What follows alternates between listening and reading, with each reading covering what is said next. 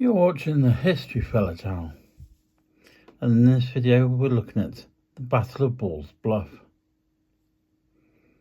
The Battle of Bluff was an early battle of the American Civil War fought in Loudoun County, Virginia, on October 21st, 1861, in which Union Army forces under Major General George B. McClellan suffered a humiliating defeat.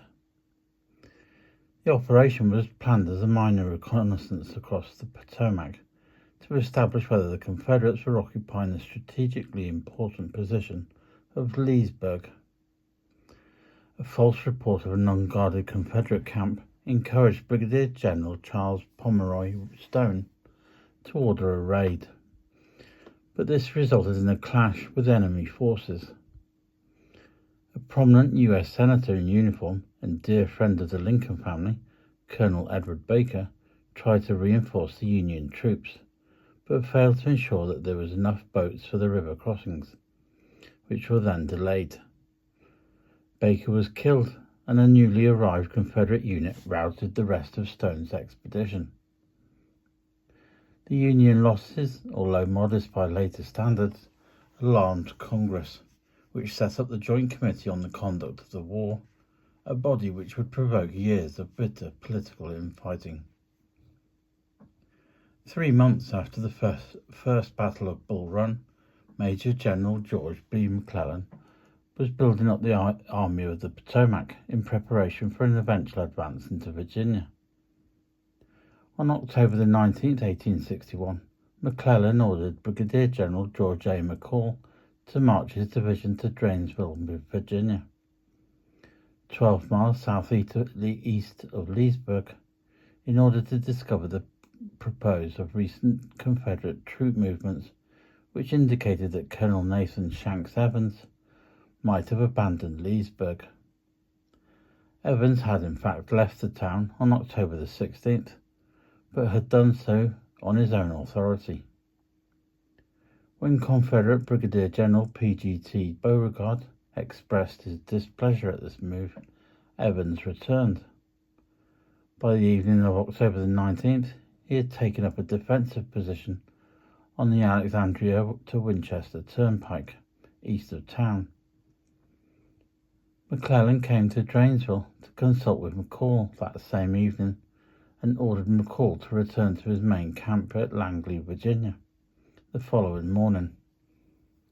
However, McCall requested additional time to complete some mapping of the roads in the area, and as a result did not actually leave for Langley until the morning of October the 21st, just as the fighting at Ball's Bluff, named for the local Ball family, was heating up. On October the 20th, whilst McCall was completing his mapping, McClellan ordered Brigadier General Charles Pomeroy Stone to conduct what he called a slight demonstration in order to see how the Confederates might react. Stone moved troops to the river at Edwards Ferry, positioned other forces along the river, had his artillery fire into suspected Confederate positions, and briefly crossed about 100 men of the 1st Minnesota to the Virginia shore just before dusk.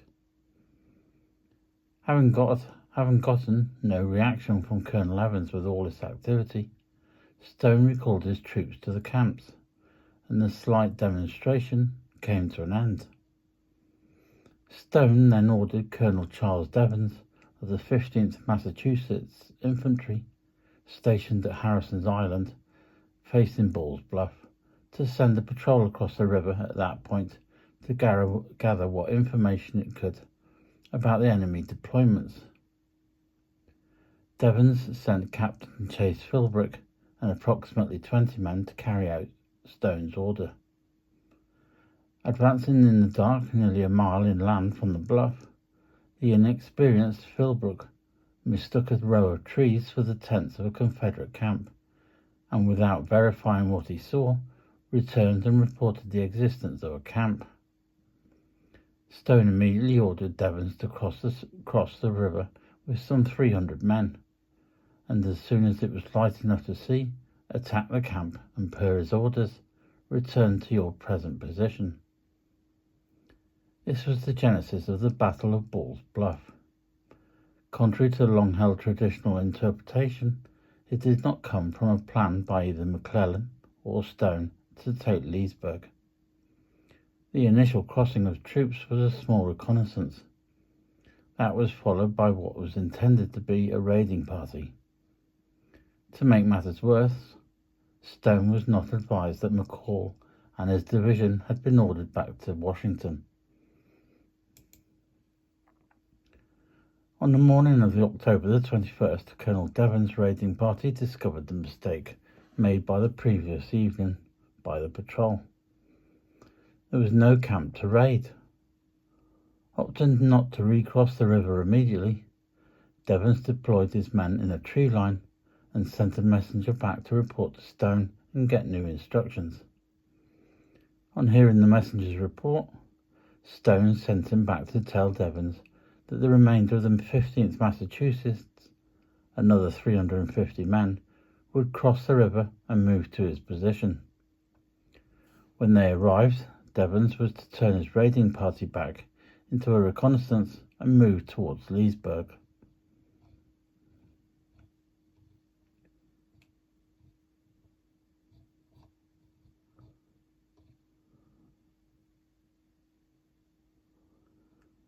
While the messenger was going back to Colonel Devons with his new information, Colonel and U.S. Senator Edward Dickinson Baker showed up at Stone's camp to find out about the morning's events. He had not been involved in any of the activities to this point. Stone told him of the mistake about the camp and about his new orders to reinforce Devons for reconnaissance purposes. He then instructed Baker to go to the crossing point, evaluate the situation, and either withdraw the troops already in Virginia or cross additional troops at his discretion. On the way upriver to execute this order, Baker met Devons' messenger coming back a second time to report that Devons and his men had actually encountered and briefly engaged the enemy, one company of the 17th Mississippi Infantry. Baker immediately ordered as many troops as he could find to cross the river, but he did so without determining what boats were available to do this. A bottleneck quickly developed so that the Union troops could only cross slowly and in small numbers, making the crossing last throughout the day. Meanwhile, Devon's men, now about 650 strong, remained in its advanced position and engaged in 2 additional skirmishes with a growing force of Confederates. While other Union troops crossed the river by deploying near the bluff, they did not advance from there. Devons finally withdrew around 2 o'clock and met Baker, who had finally crossed the river half an hour later. Beginning around 3, the fighting began in earnest and was almost continuous until just after dark. Colonel Baker was killed at about 4:30, and remains the only U.S. senator ever killed in battle. Following an abortive attempt to break out of their constricted position around the bluff, the Federals began to recross the river in some disarray.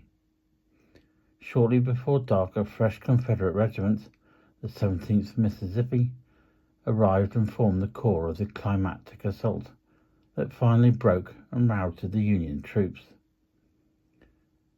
Many of the Union soldiers were driven down the steep slope at the southern end of Ball's Bluff and into the river. Boats attempting to cross back to Harrison Island were soon swamped and capsized. Many Federals included some of the wounded, and they were drowned. Bodies floated downriver to Washington and even as far as Mount Vernon in the days following the battle.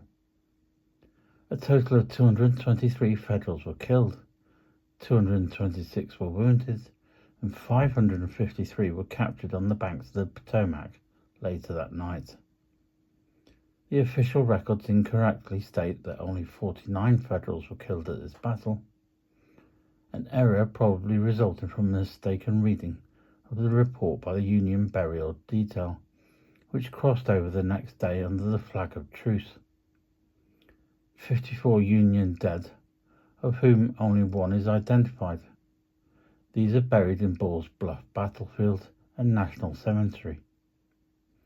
A Union howitzer captured by Confederate forces was recaptured on May 29, 1863, from John S. Mosby's raid at Greenwich, Virginia. This Union defeat was relatively minor in comparison to the battles to come in the war, but it had an enormously wide impact and in and out of military affairs. In addition to losing 223 soldiers, the Union lost a sitting senator, which led to severe political ramifications in Washington. Stone was treated as the scapegoat for the defeat, but members of Congress suspected that there was a conspiracy to betray the Union.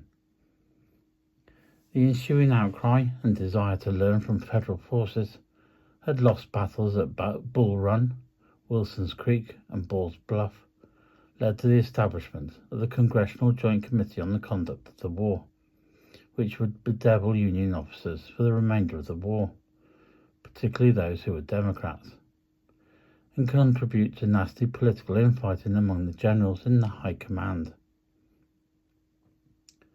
Lieutenant Oliver Wendell Holmes, Jr. of the 20th Massachusetts Volunteer Infantry survived a near-fatal wound at Ball's Bluff to become an Associate Justice of the Supreme Court of the United States in 1902. Herman Melville's poem, Ball's Bluff, a revere, commemorates the battle. Holmes's great friend and role model, Lieutenant Henry Livermore Abbott, also survived the battle but did not survive the war. In 1865, Abbott was posthumously promoted to Brigadier General. Another outstanding young officer named Edmund Rice also eventually reached the rank of Brigadier General and was awarded the Medal of Honor, and was fortunate enough to survive the war by near a half-century. Second Lieutenant John William Grout of the 15th Massachusetts was killed in the battle. His death inspired a poem and later a song titled The Vacant Chair.